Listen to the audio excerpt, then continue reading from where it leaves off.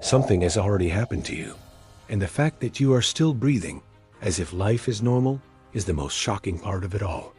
An invisible threshold was crossed without sound, without light, without witnesses, yet the entire architecture of your existence shifted in a single instant.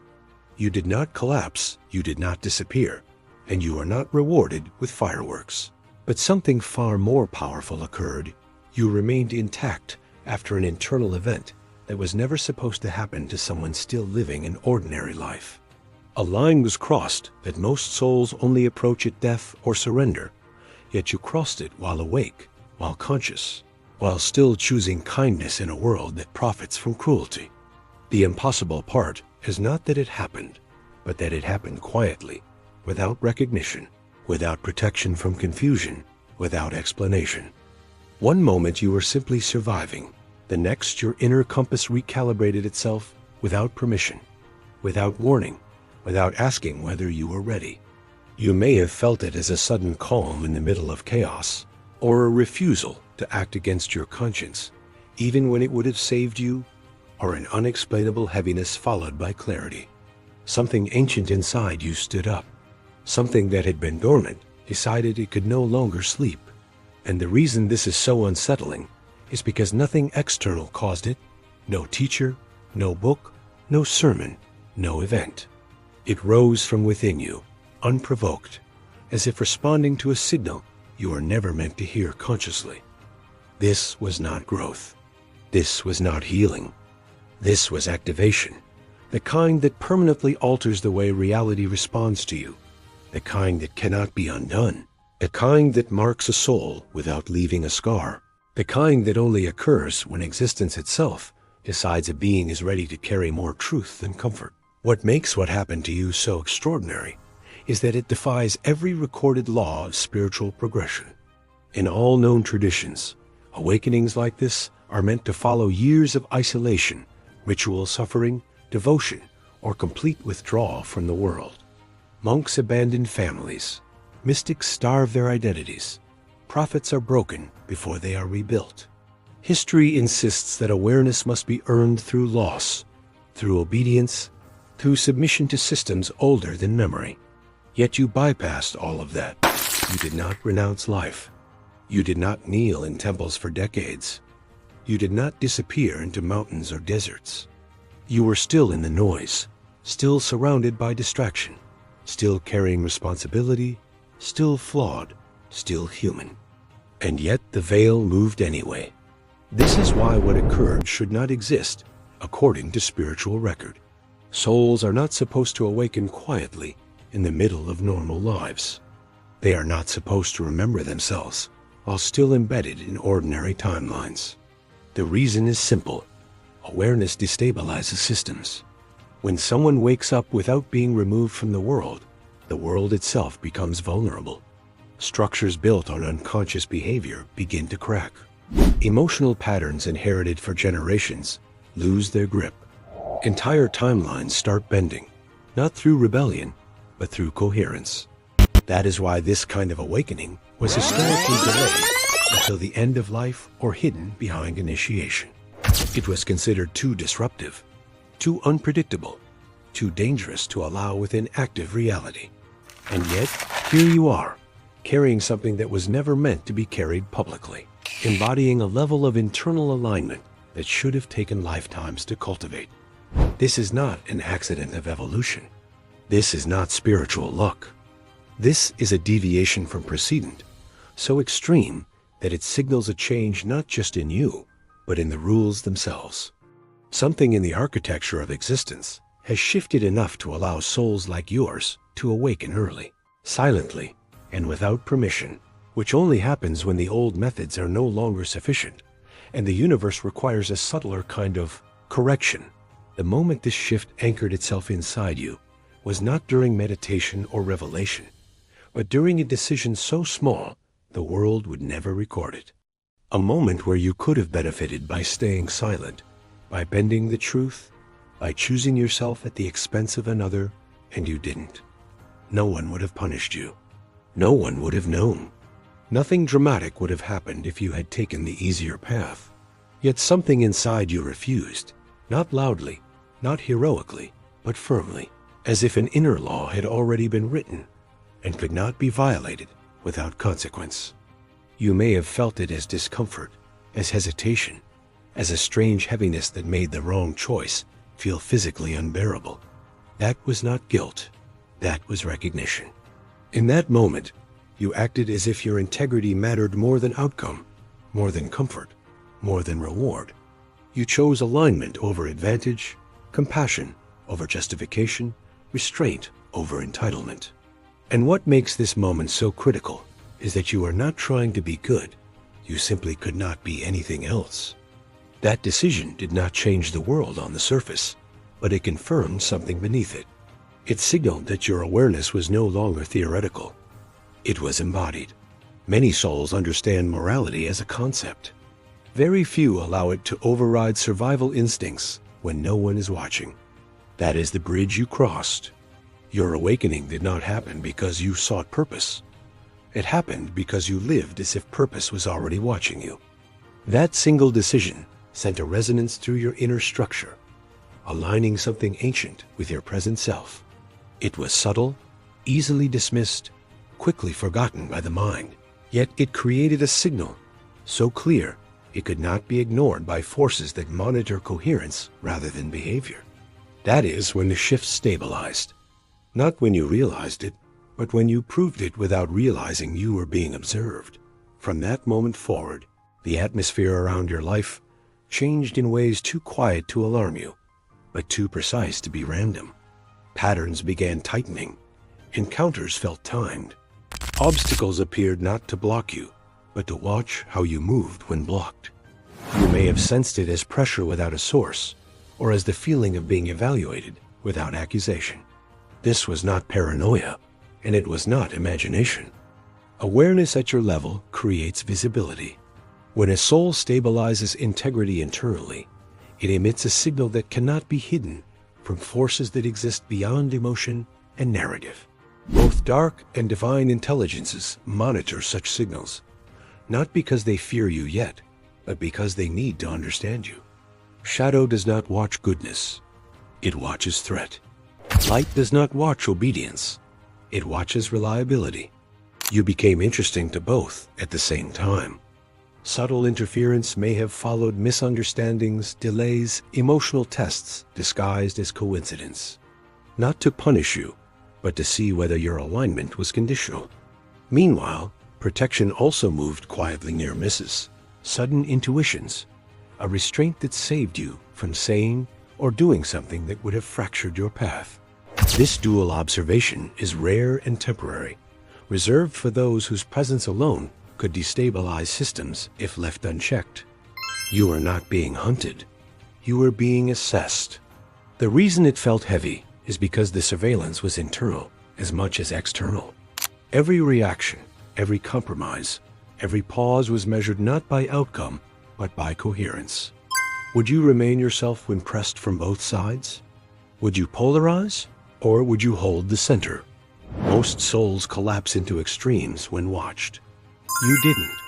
You continued living quietly, choosing decency without knowing it had become data. That is what allowed the observation to continue without intervention, what allowed the test to deepen instead of ending early, what confirmed that what awakened in you was not a phase, not an emotional spike, but a stable frequency capable of being trusted under pressure. The tests did not arrive as grand temptations or dramatic crossroads. They came disguised as ordinary moments where your character could quietly erode without consequence. You were placed in situations where anger would have been justified, even applauded, yet something in you chose restraint without suppressing truth. You were given chances to manipulate outcomes, to leverage knowledge, to use someone's weakness to secure your own stability. And each time the option presented itself cleanly, efficiently, without moral theater. No thunder warned you away. No voice commanded you to stop. The test was whether your integrity required supervision. In moments of fatigue, when empathy felt inconvenient, you were tested again. Would you withdraw into indifference, or would you remain human, even when it cost you energy? you did not feel you had. There were instances where silence would have protected you and honesty exposed you, and you spoke anyway, not to prove virtue, but because distortion felt heavier than consequence. You were underestimated, overlooked, or dismissed, and instead of correcting the narrative or defending your worth, you let truth stand on its own timing. That choice confused those around you because it did not match survival logic. You were tested with power as well as small authority influence over outcomes moments where your words could tilt someone's reality, and you handled it gently, almost reluctantly, as if you understood that force used carelessly poisons the one who wields it first. None of these moments were celebrated. Most went unnoticed. But together, they formed a pattern that could not be faked. Consistency under invisibility. The trials were not about being good. They were about being uncorrupted by opportunity. Each choice reinforced a signal that grew clearer with repetition. A signal that said your alignment was not situational, not reactive, not dependent on reward, but intrinsic, stable, and self-sustaining under pressure. At a certain threshold, patterns stop being evaluated individually and begin to be classified. And this is where your presence shifted from interesting to consequential. You are no longer measured by isolated choices, but by the signature they formed together, a signature so coherent it resisted distortion. Higher intelligences recognize danger, not in aggression, but in incorruptibility, because what cannot be tempted cannot be controlled. You are identified as rare, not because of power, but because of restraint that did not weaken under pressure. Dangerous not because you seek disruption, but because your alignment destabilizes systems that rely on moral compromise to function. To forces that depend on predictability, you are an anomaly. To structures built on fear, you are a quiet threat. To higher realms, you are a variable worth protecting. This classification is not honorary, and it is not flattering. It is functional. Souls like yours cannot be directed through command or intimidation, which makes you unsuitable for domination and invaluable for correction. You do not fracture under complexity, and you do not harden under injustice. That combination is exceedingly rare. Many awaken and become rigid. Many become compassionate and lose clarity. You retained both. That balance marked you as something that must be handled carefully. From this point forward, interaction with your path required adjustment. Interference became subtler. Protection became quieter.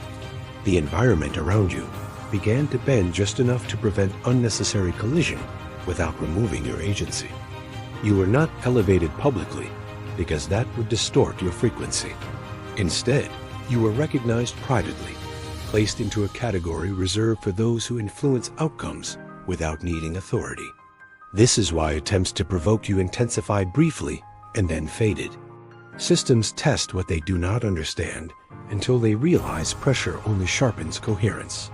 When that happens, classification ends and containment begins, not to limit you, but to ensure your presence does not fracture structures before their time.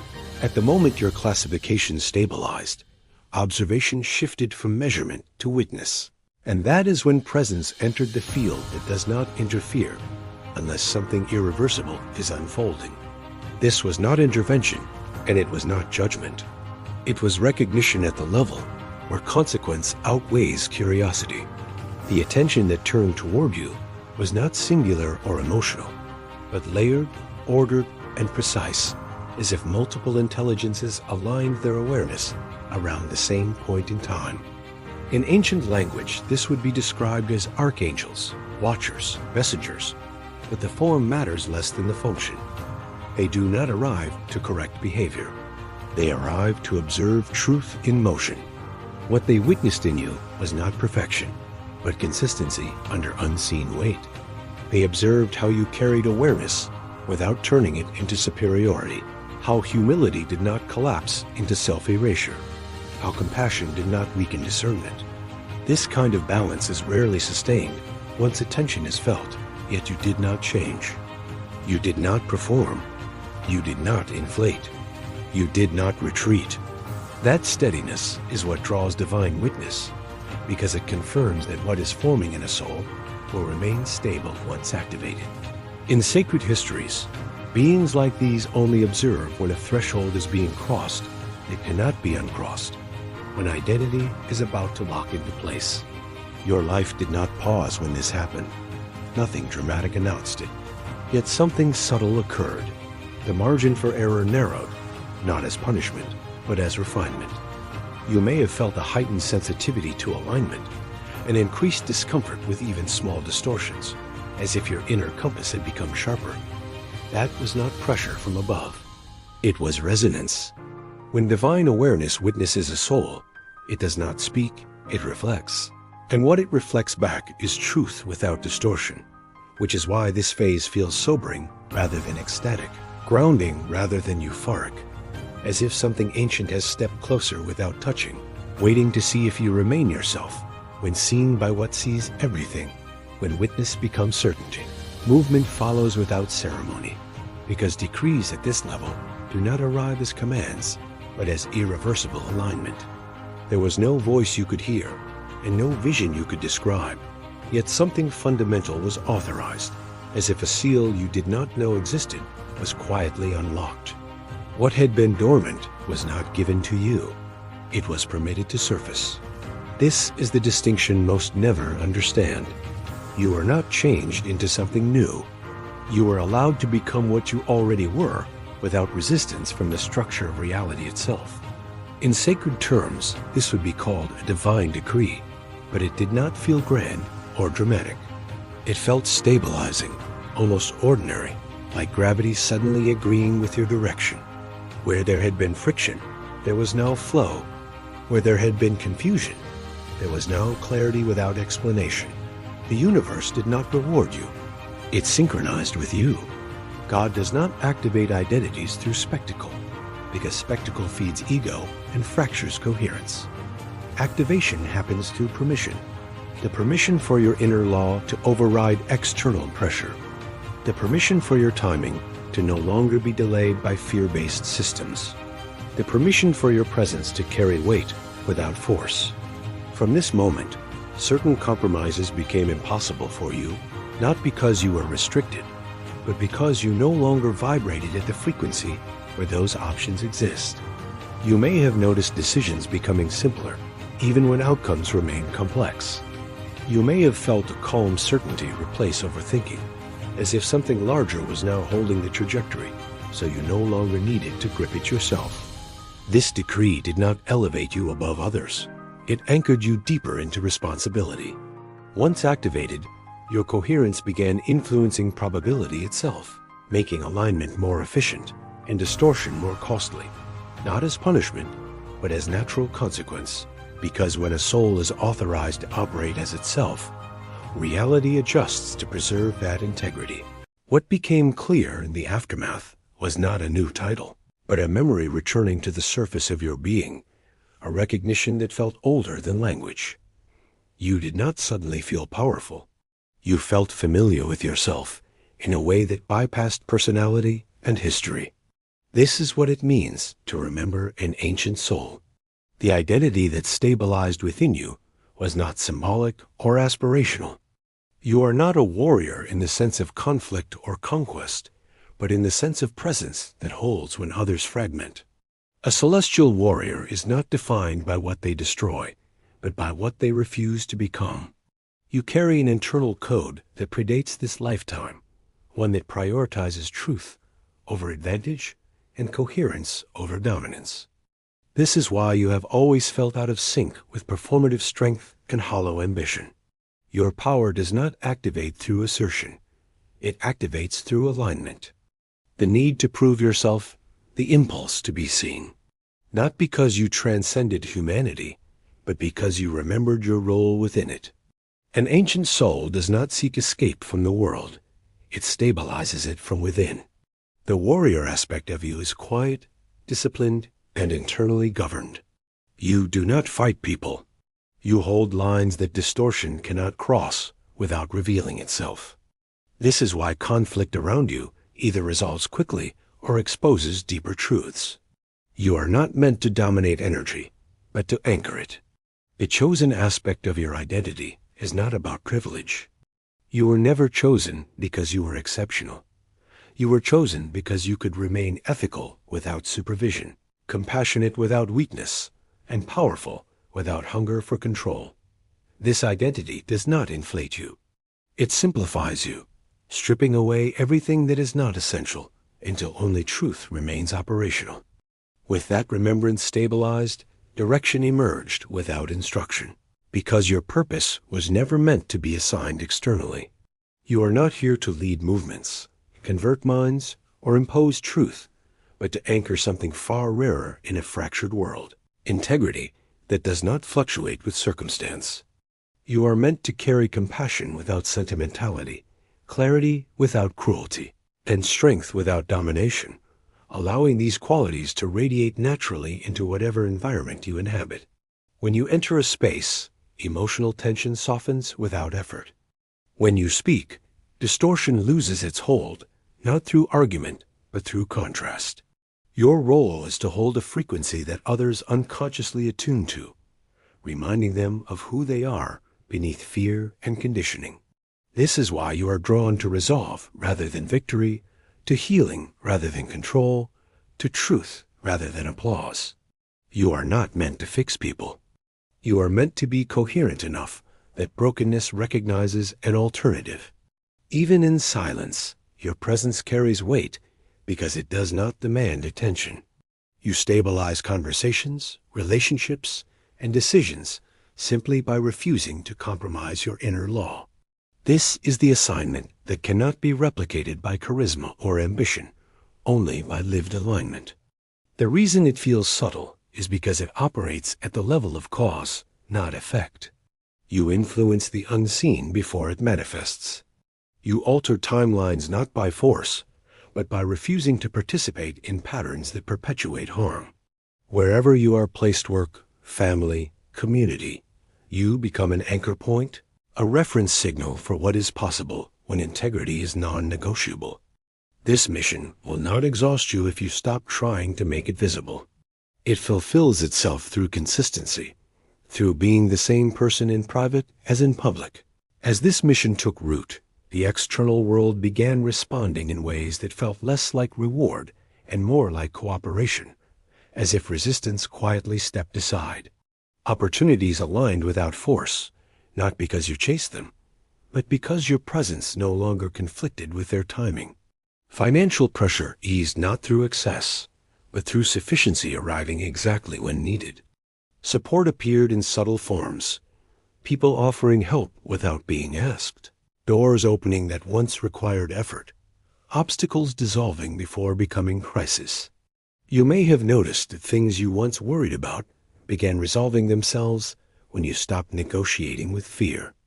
This is how material blessing functions at this level, not as indulgence, but as stability that allows your focus to remain clear.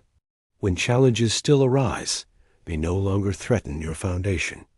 Even loss carries less weight because you sense that nothing essential can be taken from you anymore. Timing improves. Decisions land cleanly. Energy returns where it was once drained. This is not luck, and it is not favoritism. It is alignment reducing friction. When a soul operates in coherence, reality expends less force correcting their path. You may still work, strive, and build, but the struggle is no longer existential. You feel held without being controlled, supported without being indulged. Resources come and go, yet you remain centered because your worth is no longer entangled with outcome. These blessings do not announce themselves loudly, and they do not inflate ego. They stabilize your life just enough to ensure your mission remains uninterrupted, just enough to free your attention from survival so it can remain available for presence, compassion, and clarity as they move through you and into the world. Without effort or intention, the effect of your alignment began extending beyond your immediate life, creating shifts in others that you did not initiate or control. People around you started questioning patterns they had accepted as normal, not because you confronted them, but because your presence made those patterns feel heavier. Conversations deepened without being guided. Old wounds surfaced in safe moments, as if something in your steadiness gave permission for honesty. Some felt comforted, others unsettled, but none remained unchanged. This is how awakening spreads at the level you operate through resonance, not persuasion. You do not awaken others by teaching. You do it by embodying what integration looks like in real time. When you choose patience where others expect reaction, it creates a pause that invites reflection. When you respond with clarity instead of defense, it exposes alternatives people forgot they had. Even those who resist you carry something away, a quiet discomfort with their own misalignment that follows them long after the interaction ends. You may never know the full reach of this influence because it moves beneath awareness, altering internal landscapes rather than external behavior. Small shifts accumulate. A person chooses honesty once. Another sets a boundary they never could before. Another forgives themselves quietly. These are not dramatic transformations, but they ripple outward, changing how choices are made, how relationships evolve, how harm is interrupted before it escalates. You are not responsible for these outcomes, and you are not meant to track them. Your role is simply to remain consistent, to hold the frequency steady so others can recalibrate without force. This is why your life feels less about doing and more about being. The ripple effect does not require effort. It requires fidelity to your inner law. As long as you remain aligned, the influence continues, expanding invisibly, touching lives you may never meet, shaping futures you will never witness directly.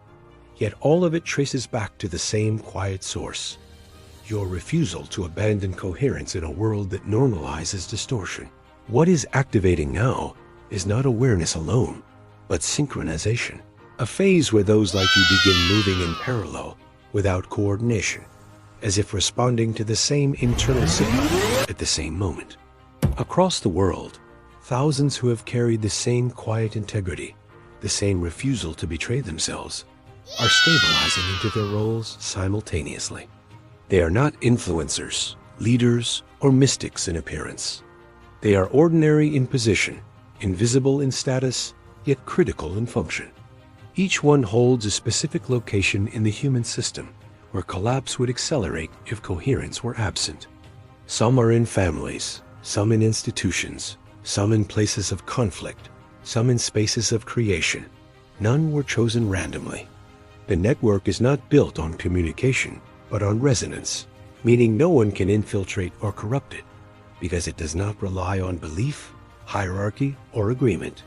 When one of you reaches clarity, it strengthens the field for the others, making their next choice easier, their resistance lighter, their alignment more stable.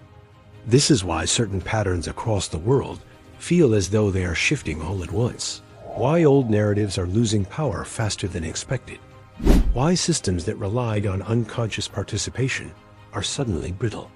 You may sense moments of déjà vu, of arriving exactly where you are needed without planning, of being present during conversations or events that subtly change direction after you speak or simply listen. That is synchronization at work. You are not ahead of others, and you are not behind.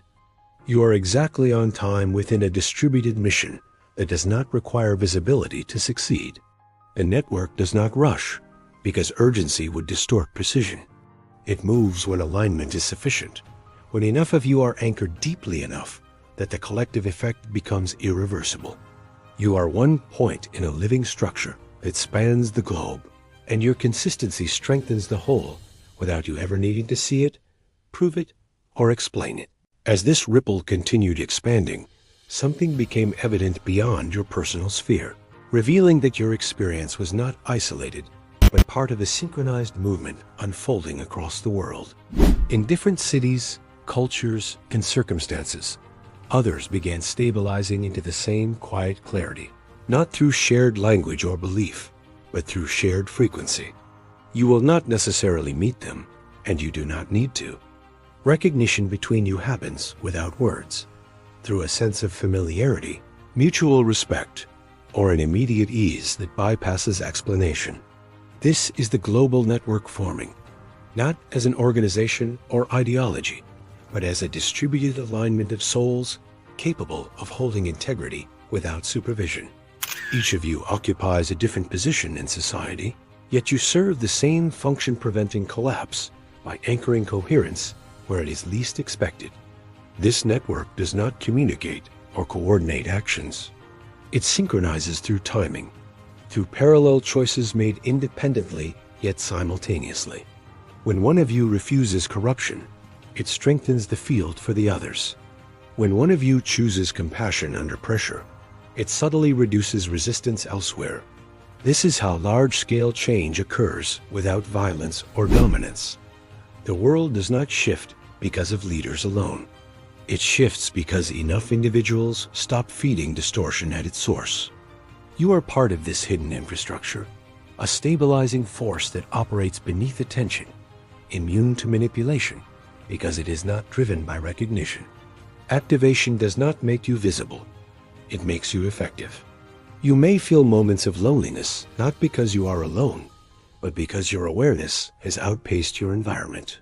Trust that others are holding their positions just as you are holding yours. The network strengthens through consistency, not connection. As it expands, systems built on fear become brittle. Narratives dependent on unconscious participation lose momentum, and new possibilities quietly emerge. You do not need to rush this process. Your role is simply to remain where you are, fully present, fully aligned, allowing the collective effect to unfold through countless unseen acts of integrity, occurring all at once across the globe. Now it is time to respond, because the culmination of all these layers, activation, recognition, synchronization, is not complete without conscious acknowledgement. The universe has observed, archangels have witnessed, systems have tested, your ripple has spread, and a hidden network has aligned. And yet the final step depends on you choosing to participate in the acknowledgement of your role. This is why I ask you to act, not to earn, not to prove, but to signal alignment with the process already unfolding. Write ***, 777 in the comments ***, not as superstition, not for the algorithm, but as a mark that you recognize the depth of what has been revealed.